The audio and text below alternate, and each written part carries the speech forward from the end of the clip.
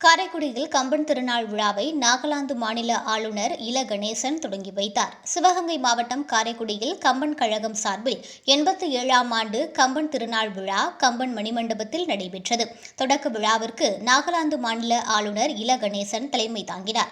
கம்பன் அறநிலை புரவலர் தொழிலதிபர் ஏசி முத்தையா முன்னிலை வகித்தார். கம்பன் அறநிலை தலைவர் தொழிலதிபர் SLNS பெரியனன் வரவேற்றார். கோவிலூர் மடாலய ஆதீனம் சீர்வளர் சீர் நாராயண ஞான தேசிக சுவாமிகள் ஆசியுரை வழங்கினார். சென்னை ஐகோர்ட் நீதிபதி ஜெயச்சந்திரன் உரையாற்றினார்.